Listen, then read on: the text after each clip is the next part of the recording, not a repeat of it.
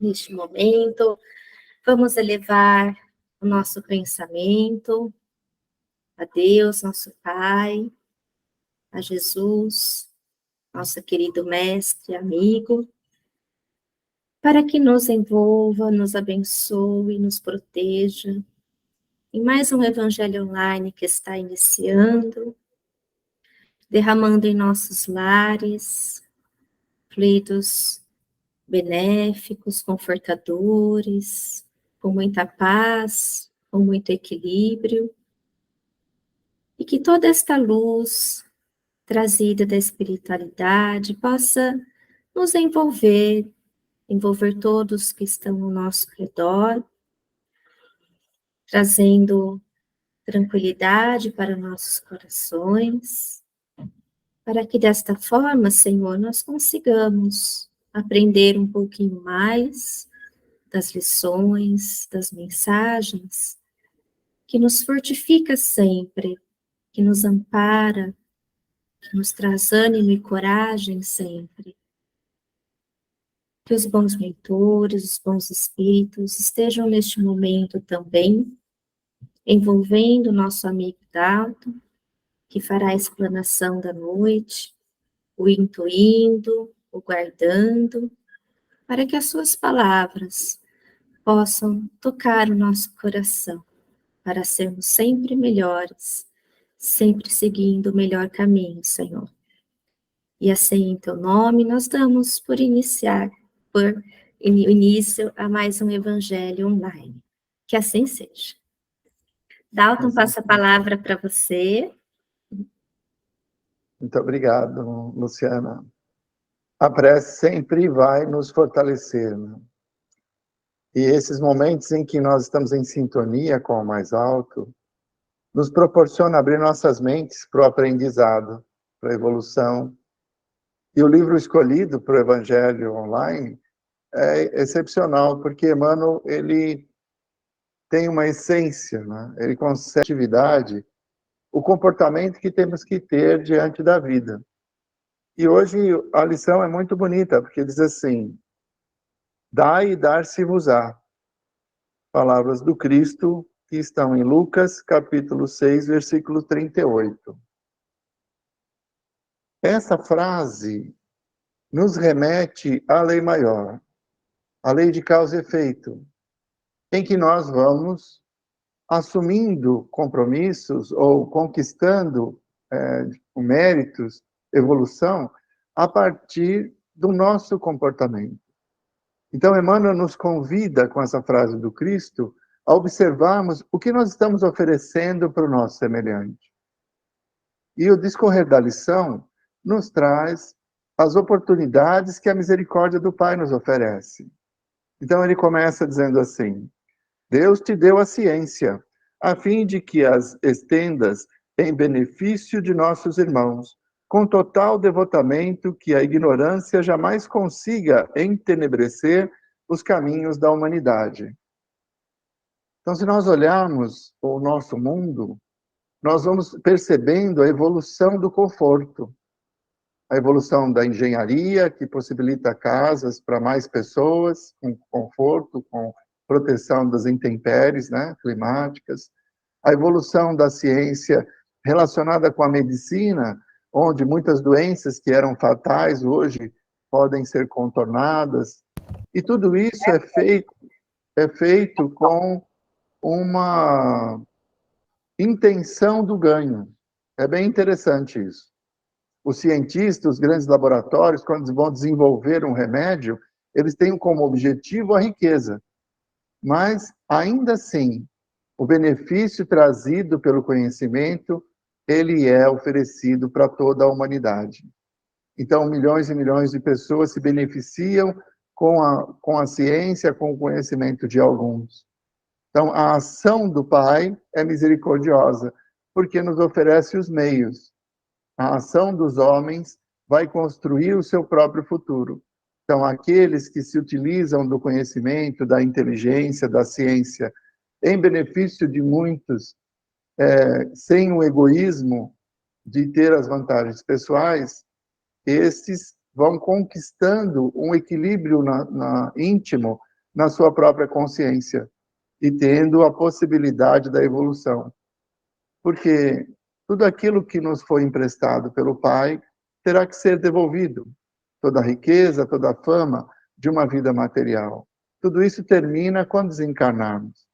E temos que ter essa consciência de que estamos aqui trabalhando na seara do Pai, na construção de uma sociedade, e termos como nossas metas, nossos objetivos, o bem geral, e não o individual. Por isso que ele fala, dai e dar-se-vos-á. Quando nós combatemos o egoísmo e compartilhamos o nosso conhecimento e tudo aquilo que nos foi oferecido pela misericórdia do Pai, nós temos o bem-estar da consciência tranquila. E Emmanuel vai discorrendo nesse sentido. Ele diz, Deus te deu o discernimento para que o teu concurso verbal ajude a compreensão dos que te ouvem, de tal modo que a tua presença, seja onde for, venha se constituir em luz, que dissipe a sombra do desequilíbrio e o nevoeiro da discórdia. Mais uma vez, quanto mais próximos do Evangelho, quanto mais estudamos a doutrina espírita e encontramos a realidade de que somos espíritos, nós adquirimos essa capacidade de conviver com as coisas materiais de uma forma mais serena. E nos cabe divulgar esse bem-estar que a doutrina espírita, que é o Consolador prometido, nos traz.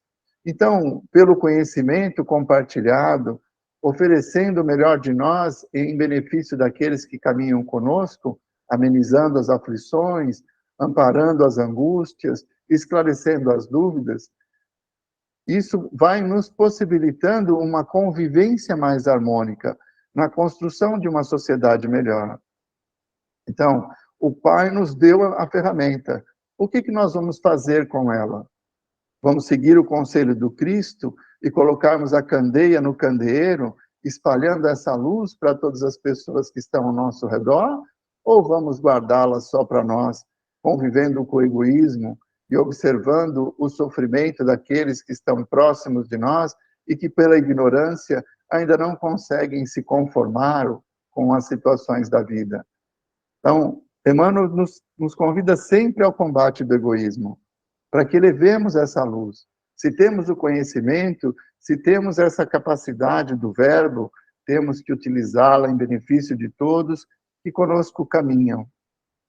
Foi para isso que Deus nos ofereceu essa ferramenta, para que possamos evoluir e ajudar aqueles que estão ao nosso redor. Não fosse assim, a caridade não seria a nossa bandeira. Fora da caridade não há salvação. E a caridade nada mais é que o desejo de tornar a vida do próximo um pouco melhor. Se temos essa capacidade do verbo, a inteligência para compreender, para explicar as situações, nos cabe, de uma forma caridosa, oferecer a todas as pessoas que sofrem e que ainda, pela ignorância, não conseguem compreender a vida conforme Jesus nos ensinou. Emmanuel continua dizendo, Deus te deu a autoridade a fim de que exerças a justiça com misericórdia, de tal maneira que a compaixão não desapareça do mundo sob as rajadas da violência. Por muitos e muitos anos, a nossa sociedade vive pela lei do mais forte. O poder econômico, hoje, acaba oprimindo as classes inferiores. Por quê? Porque a ganância, o egoísmo ainda são características muito presentes na vida das pessoas, que só vão superar essa colocação orgulhosa de se acharem melhores que as outras, à medida em que, na escala das reencarnações, vivenciar a experiência contrária. Então, quando nos é dado a alguém esse poder de julgar, esse poder de comandar pessoas, e se isso nos for dado, que seja feito com justiça, com misericórdia, oferecendo para os nossos subordinados os meios para que eles possam se desenvolver. E isso vai trazer bem-estar para todos. Existe uma linha dentro da administração, que é recente, né, nos últimos anos, em que o funcionário que tem suas necessidades atendidas, ele tem uma produtividade maior do que aquele que é pressionado pela o controle excessivo da realização de suas tarefas. Então, a gente já observa algumas mudanças nas lideranças e dentro da empresa, dentro da classe empresarial, o reconhecimento do ser, porque o homem que tem as oportunidades de crescer, que recebe motivação, incentivo, ele acaba produzindo mais do que aquele que está sob a exigência. Então, você tem que fazer, você precisa me dar esse número, realizar essa tarefa com tamanho desempenho. Essa postura que antes era a tônica da administração, dentro das linhas de montagem, em que a eficiência estava na capacidade de produzir rapidamente, isso está mudando, porque o ser passa a ser, o homem, o espírito, passa a ser a pessoa mais importante. E o funcionário motivado, ele vai conseguir desempenho um pouco maior. O mesmo se dá nos direitos e obrigações. À medida em que nós conheçamos todas as nossas obrigações, mas tenhamos também nossos direitos respeitados, vai ficar muito mais fácil ficar do lado certo da lei. Porque, tendo as nossas necessidades atendidas, a contrapartida adequada dos impostos recolhidos, uma condição de vida adequada para que possamos nos desenvolver, para sustentar nossas famílias. Então, a possibilidade do crime, do desvio, da prática equivocada diante das oportunidades que a vida oferece, então, latrocínios, desvios, corrupção, tudo isso acontece porque as pessoas que estão no poder não têm a característica que o Emmanuel coloca aqui, da misericórdia e da justiça. Então, a sociedade precisa evoluir para isso. E nós, que somos espíritas, os trabalhadores da última hora, nós temos a obrigação de dar o exemplo. Então, quando estamos num cargo de chefia, quando temos a possibilidade de agir, que tenhamos essa vontade de auxiliar as pessoas, oferecendo a elas os seus direitos e explicando de uma forma clara as suas obrigações, porque a pessoa instruída, ela vai corresponder de uma forma melhor, sem revolta, sem sofrimento. Mais uma vez, Emmanuel nos diz que Deus te deu a fortuna para que teu dinheiro se faça coluna do trabalho e da beneficência, com tal abnegação que a penúria jamais aniquile os nossos companheiros, ainda menos felizes, nas trilhas da provação e do desespero. Hoje, se nós pegarmos a capacidade produtiva do nosso planeta, ela é mais do que suficiente para alimentar toda a sua população. Por que ainda existe fome? É porque o egoísmo ainda impera.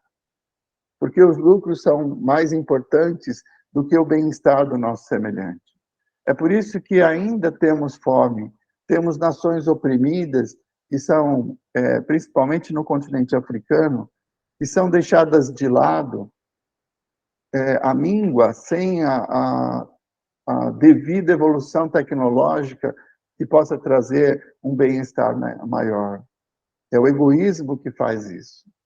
Então, a fortuna nos foi dada como instrumento para que possamos realizar algo maior.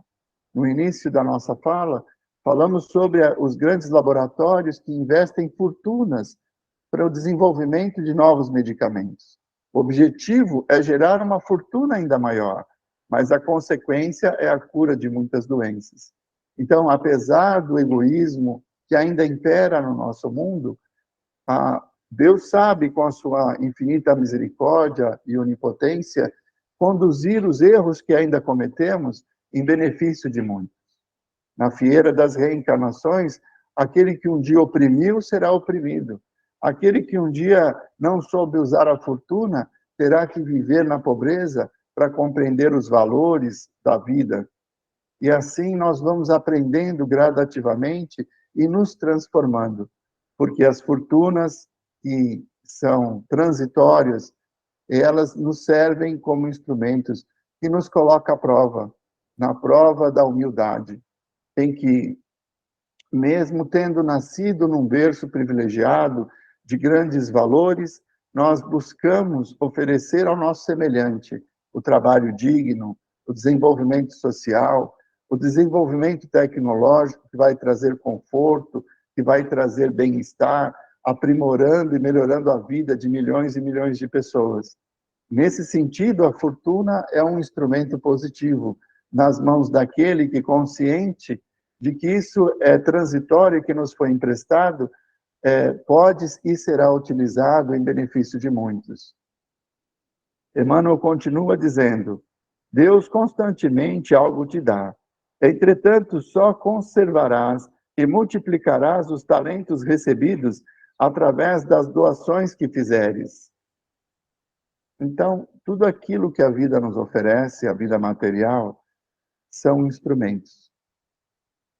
Quando nós soubermos utilizar esses instrumentos, não só em nosso único benefício, combatendo o egoísmo, compartilhando a vida com o nosso semelhante, então nós vamos ficar com o perfume que fica nas mãos daquele que oferece rosas, né? Como diz a canção.